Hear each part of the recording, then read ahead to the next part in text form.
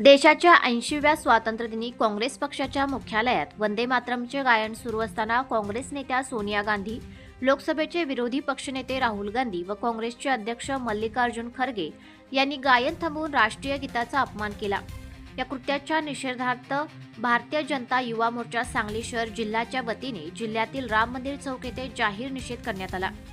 यावेळी भाजपा महिला मोर्चाचे सांगली शहर जिल्हाध्यक्ष स्वातीताई खाडे, नगरसेवक उदय बेलवरकर, नगरसेवक दरिबा बंडगर, सामाजिक कार्यकर्ते महिला मोर्चाचे ईशा साठे, युवा मोर्चा सरचिटणीस भूषण गुरव, सारंग केळकर, अजिंक्य हंबर, उपाध्यक्ष सुमित शिंदे, पप्पू कोळेकर, विद्यार्थी विभाग संयोजक आयुष देसाई तसेच मोठ्या संख्येने भाजपा युवा मोर्चा महिला मोर्चाचे पदाधिकारी व कार्यकर्ते उपस्थित होते।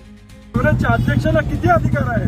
भारताच्या राष्ट्रगीताला जर त्या ठिकाणी म्हणताना तुम्हाला अडचण होत असेल तर यासारखी लज्जास्पद कृती बाब नाही। त्यामुळे मी संपूर्ण काँग्रेसचा, सोनिया गांधींचा, आमच्या भारतीय जनता पार्टीच्या वतीने जाहीर निषेध करतोय आणि त्यांच्यावरती देशद्रोहाचा गुन्हा दाखल व्हावा अशी मी या ठिकाणी आज संवादात मागणी करतो। जय हिंद।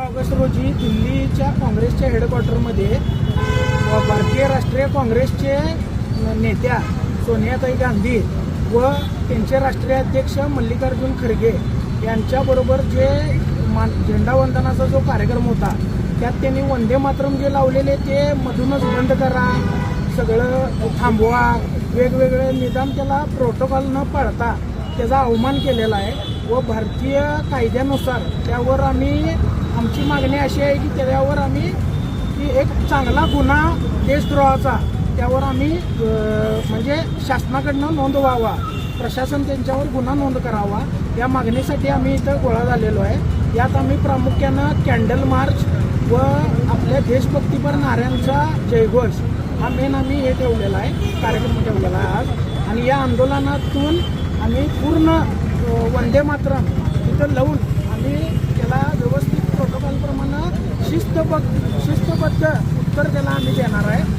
एवढं करून आम्ही आंदोलन आमचं थांबवणार आहे। अगर इस देश में रहना होगा, वंदे मातरम कहना होगा। भारत माता की